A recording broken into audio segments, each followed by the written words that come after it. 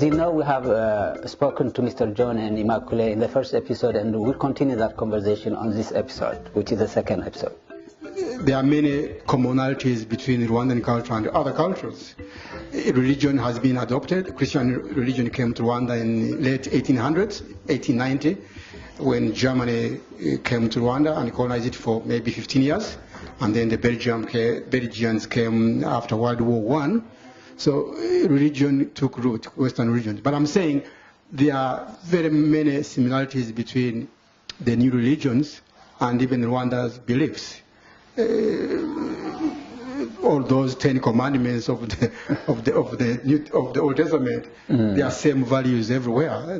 There's no place, there's no culture that says go and kill or go and steal or go and do this.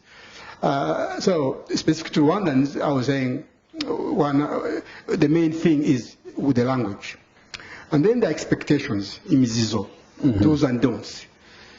I just said in Rwanda, if parents don't expect their teenage girls to be going out to date and come late because they were hanging out dating boys. If they do now, it's because things are eroding. But traditionally, it wasn't that way. A girl grew up at home, could go to be educated with other girls and with relatives. Now they go to school, but they stayed basically at home, and when it was time when they were old enough, a suitor would come. And let me say, suitors, a prospective husband or suitor does not go directly to the family to ask if they can marry the girl. No, your parents. In fact, even my parents didn't go for me. They don't.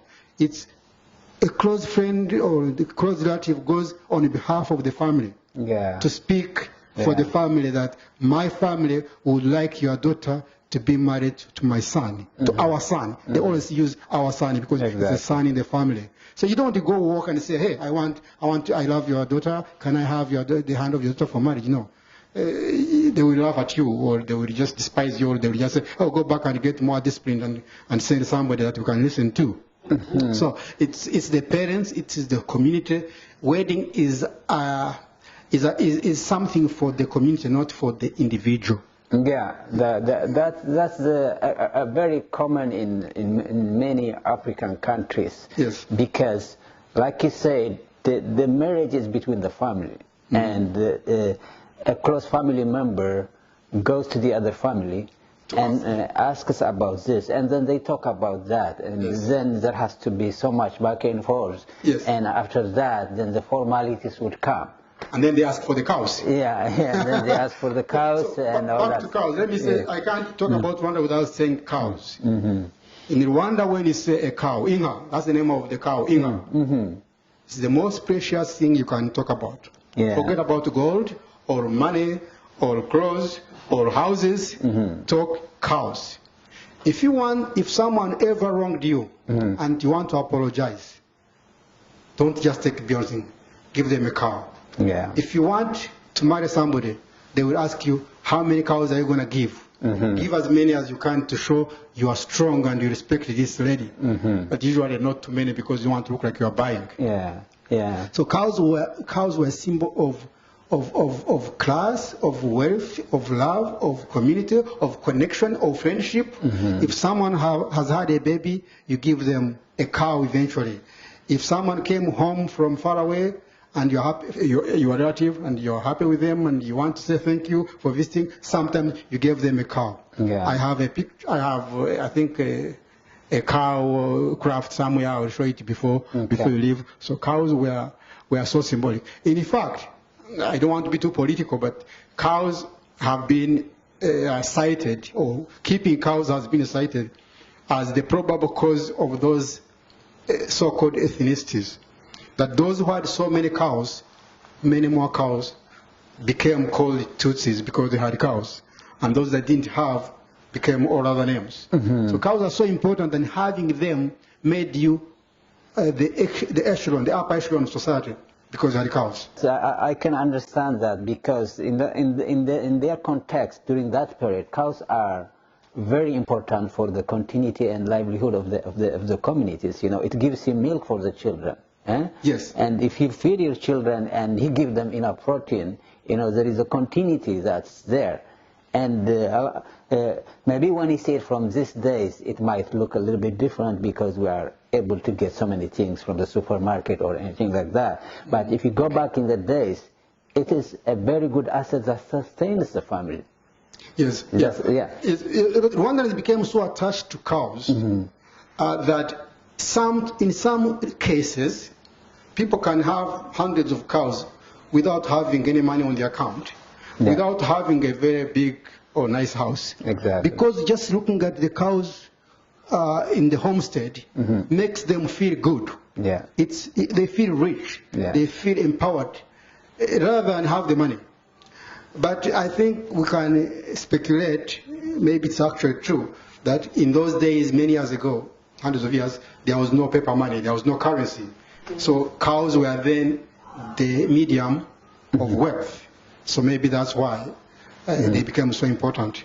That's true. Yes. That's true, because if you are a farmer and you're living in a sedentary place, all the resources you need are around there. Yes. And the exchange is rarely, outside the very far communities. Let's take a break for a commercial and we'll be back.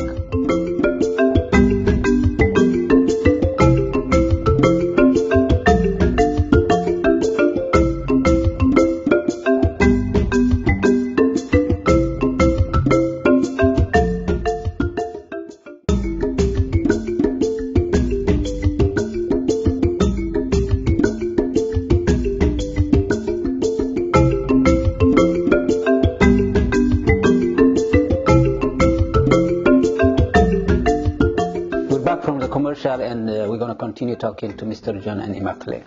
Those cows have the economic power in those days, and that's why when you give a cow to a family or a newborn child, you're giving him economic wherewithal, and the kid gets the milk. The family is a little bit richer, and it symbolizes that because it's like having millions in the banks now.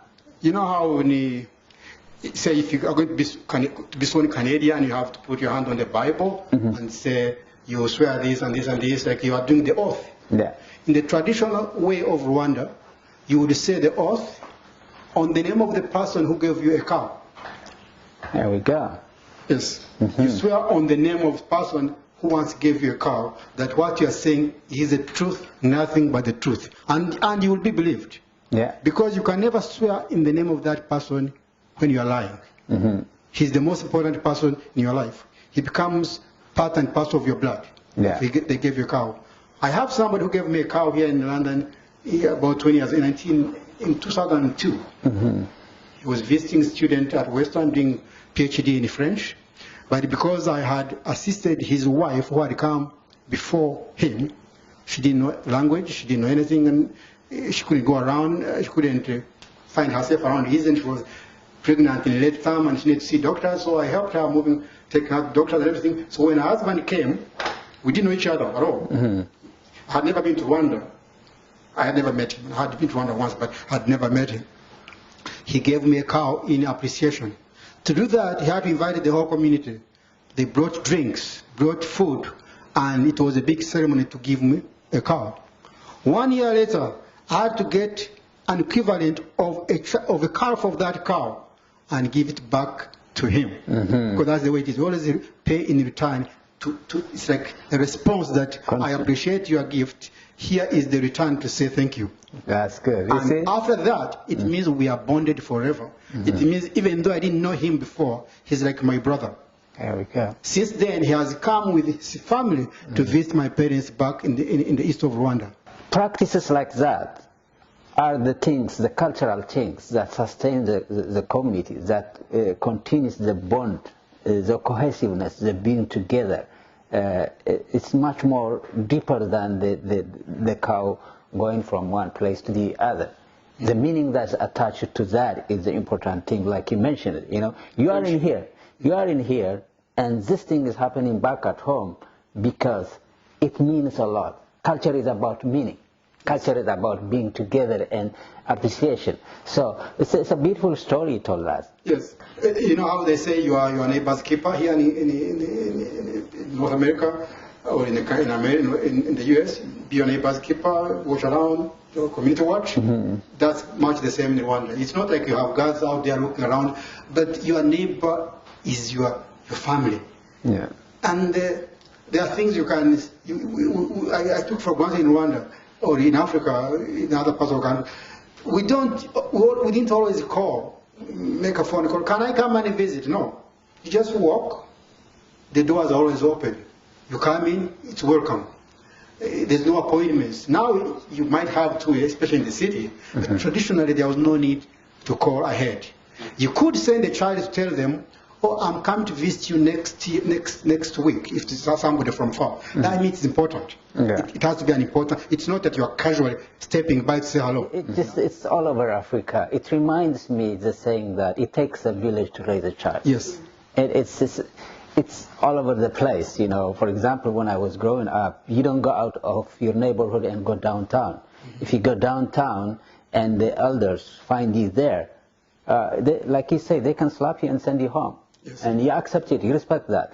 Because you are expected to play around, whether it's soccer or anything else around your neighborhood. Yes. You're a little boy, you're not big enough for downtown. Yes. So these things comes in different ways and guises in different cultures, but the underlying theme is it takes a village Yes, to raise a child. that saying, "It takes a village," is very true. You know, you meet somebody, they tell you, "Oh, what are you doing still here? You go home. You're late."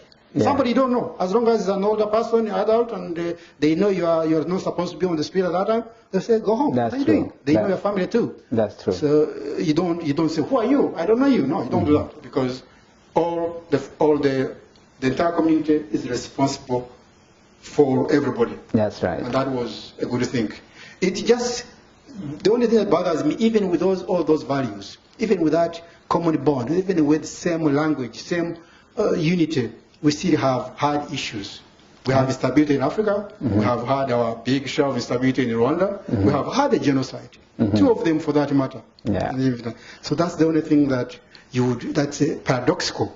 How is it that we could be having same values, one language, united, being neighborly, knowing one another, and still have big incidents or episodes that are so regrettable, like the genocide? That's the thing that I never come to terms with, but it was not necessary. It didn't have to be.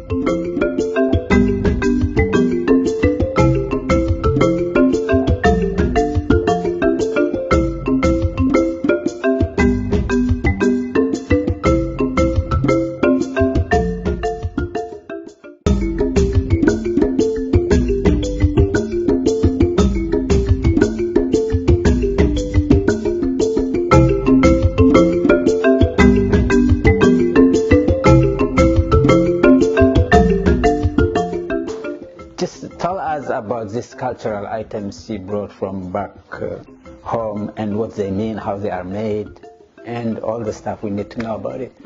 Okay, thank you so much. Let me start with cow. As we said, the cow is very important in our culture. Yeah. As cow symbolizes love. Yeah. So family, friendship. So this one is a cow. It's made of wood. Yeah. And this one, these two items, they are called ibyansi. Ibyansi, we use them to drink milk. Calabash. Can say that. Is it calabash? Yeah, I think it's called calabash. So we use them to drink milk. For drinking milk. So let's say at the wedding, after wedding, in our culture, they use this jansi to give bride and groom milk to drink. And we use them to give kids milk to drink. I see. Yeah, in our culture, most families, each home, they do have them. Are they carved from wood? This is from wood. You carve it inside also, right? Yeah. Yeah. You can see inside. Yeah. Yeah. You wash them, you clean them properly, and then you cover. Okay. I just want to highlight something, even though she said, just to make sure it's clearly heard. One of these, on the wedding day, when you get married, they bring young children in front of you, and the bride and groom will each give the other one of these full of milk. Okay. You drink. You drink first. You drink first. After that, then you both give children. I see. Okay? I On the see. same calabash. Okay. It means we wish you to have cows in your house. We wish you to have milk all the time for your household and for your guests. I see. We wish your family to be a successful home. I see. Okay? So And that's have children. and have children. Drink. Okay. So there is so much history, so much expectation. Every When ceremony of wedding has to have milk at one point.